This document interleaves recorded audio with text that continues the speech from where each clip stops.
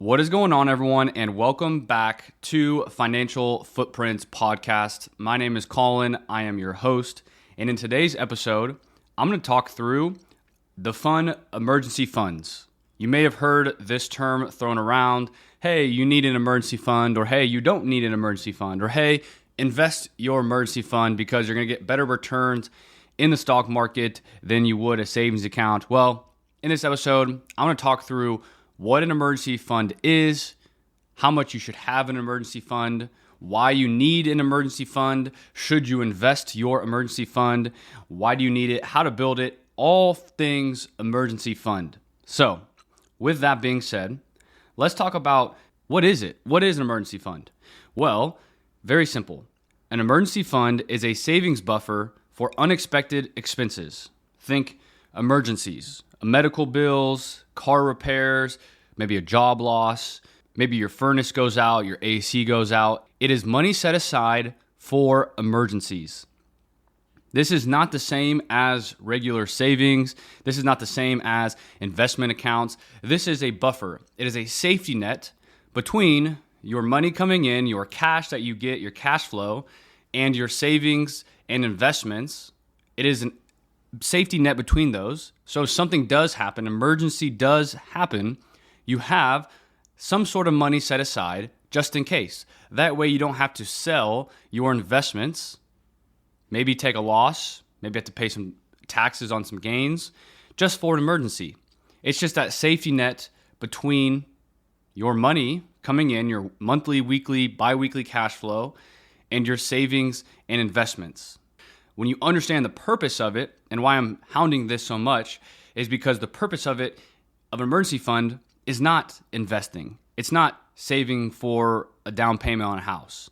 Emergency fund is completely separate, with the purpose simply of money sitting there for emergencies. It's also there for peace of mind.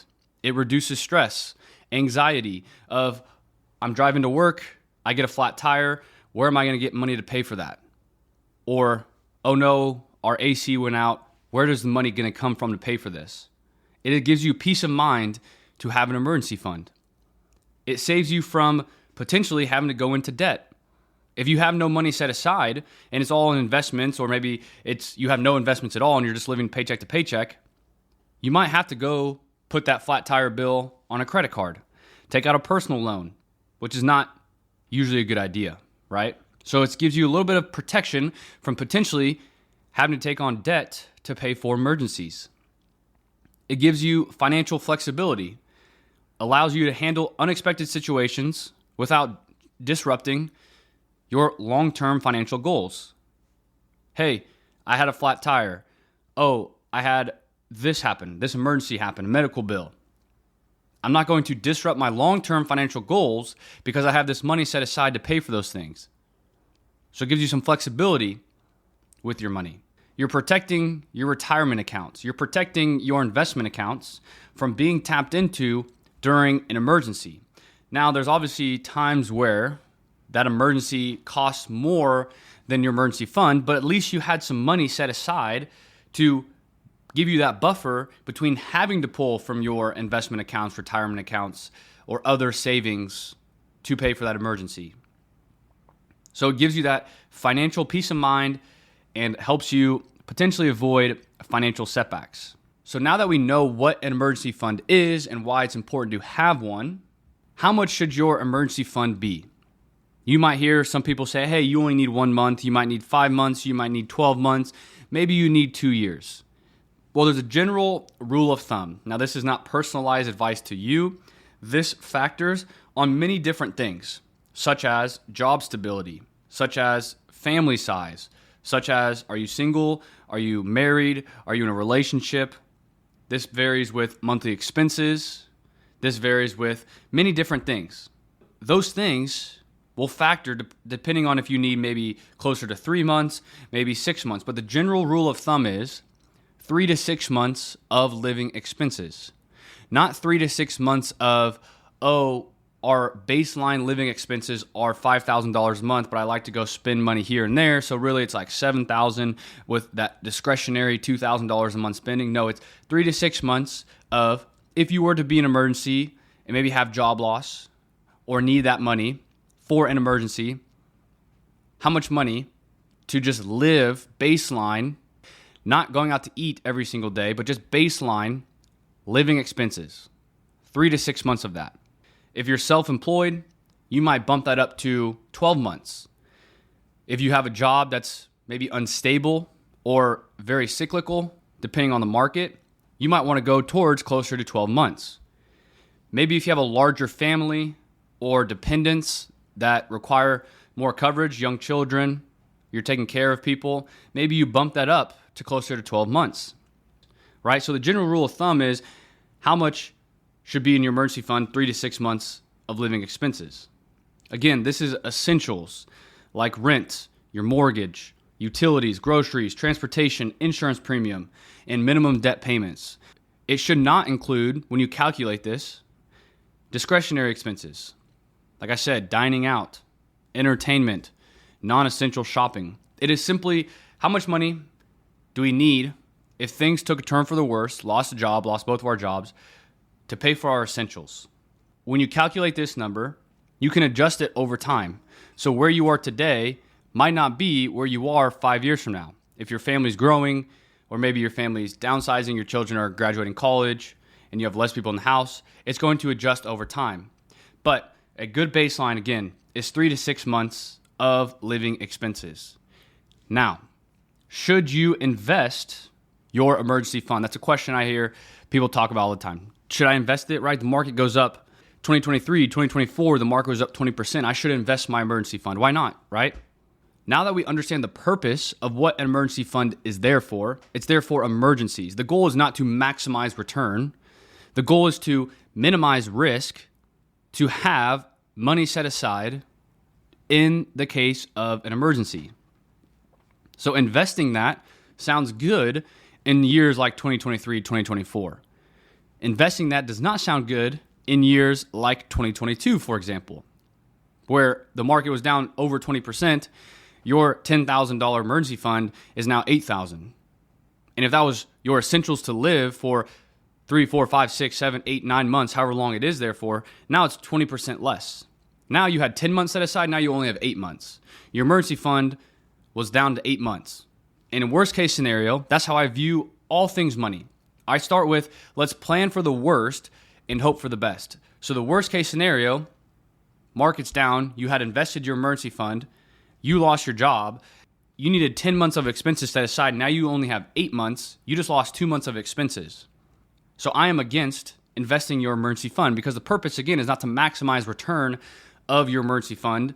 The goal is to minimize the risk that it has, still grow over time. I'm going to tell you some places where you can put it, but not to maximize return to give us downside risk. So I'm against investing in your emergency fund because that's not the goal of it. That is what your retirement accounts are there for. Your other investment accounts are there to maximize return for you over the long term. So where do you keep your emergency fund? Number one, you could put it into what's called a high yield savings account. This is a place at banks, usually online banks, but any bank that pays a high yield to put it into either a checking account or a savings account, and it earns money. It earns interest while keeping the funds liquid, meaning if you have it in that account and you need to pull out $1,000, $5,000, $50, whatever it is, you can easily pull it out. It's not invested into anything. It's just sitting in an interest-bearing account, but it gives you a high yield. Right now, some are paying 3, 4, 5%, depending on where we are in time. It's all based on the Fed funds rate. It was not uncommon in 2023, 2024 for them to pay close to 5% or even over 5%. Now, as of beginning of 2025, it's closer to 4%, but that's 4% that you're earning on your money just sitting there. That is a great place to put your emergency fund. There's no downside risk. If it's FDIC insured, there's no downside risk. And you're earning some interest while keeping the funds liquid, meaning if you need it, it's right there. So one place, high yield savings account. Number two, money market accounts. Similar to high yield savings account, a little different in how they work, but money market accounts, some are still paying 4.5% as the time of me recording this. Great place to put your money. Run a little bit different. I'll post some resources down in the show notes below. A little bit different than high yield savings account, but very similar in what they're going to pay you. So I think high yield savings accounts or money market accounts are great places to put your emergency fund money while it sits there. Again, the goal is not to maximize return. It's simply just to have money there just in case you need it and minimize the risk. Because it's important for your emergency fund to be easily accessible, meaning you don't want to put it into some sort of investment that's hard to liquidate, right? And yes, you want to earn a little bit of money on it, so it's interest bearing, like a high yield savings account or money market account. But you also want to maintain that access. Earn a little bit of interest, but maintain the access for emergencies. Now that we know what an emergency fund is, now that we know how much should your emergency fund be, now that we know where we could keep that, how do we build our emergency fund? Well, I'll give you some tips. Number one, understand how much it needs to be, dollar value.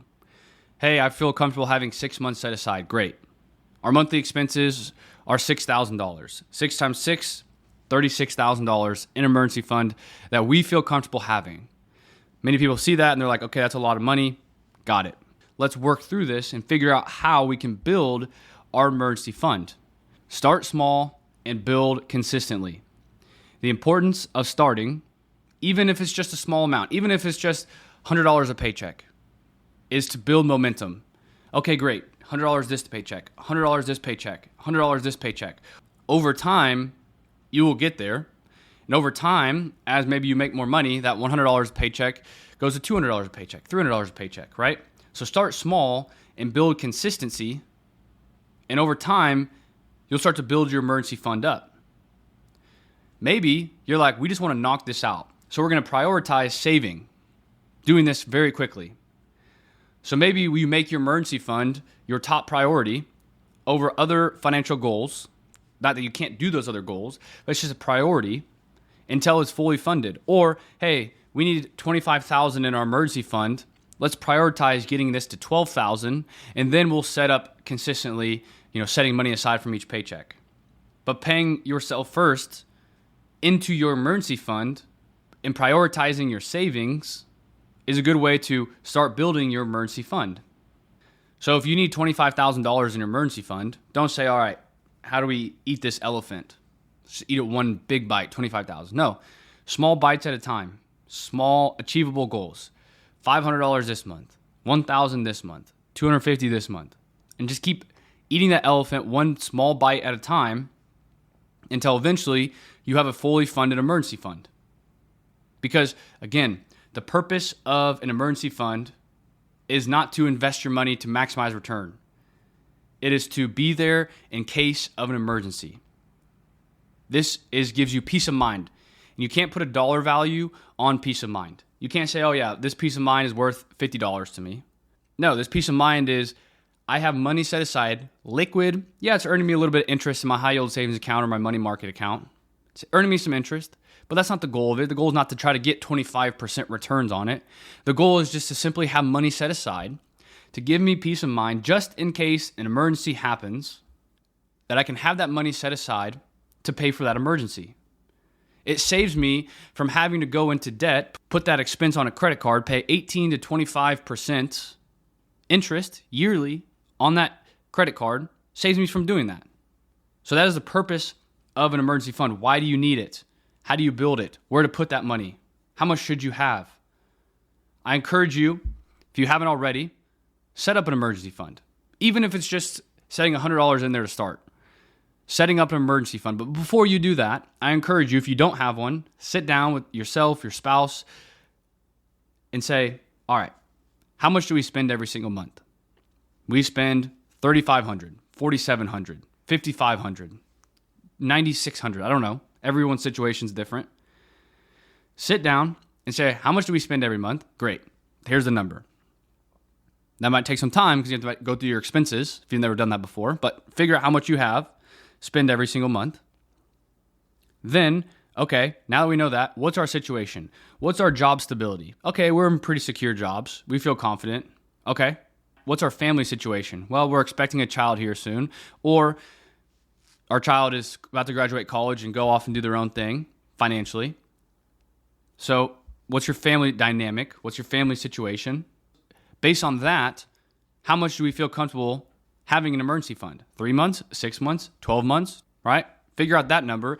Take the months that you feel comfortable having or wanting, multiply it by your monthly essential spending, and that's how much you should have in your emergency fund. That's a rough estimate to get you there, right? Then, how do we attack this? How do we start setting money aside for this emergency fund? Do we need to set up a high yield savings account? Do we need to set up a money market account? Do we already have a bank that has a high yield savings account? Great. Let's start setting up a new account and put money in there every single month, every single paycheck to build our emergency fund. That is how you start to get yourself in a financially strong position where you have money set aside, you have money in an emergency fund. In case of an emergency were to happen, you're not having to turn to debt. You're not having to turn to pulling from your retirement accounts or your other investment accounts. You have that safety net there just in case you need it. I know emergency funds are boring topics to talk about, but they're very important because in the time of an emergency, it is important to have. So thank you all for listening, and I'll see you in the next episode.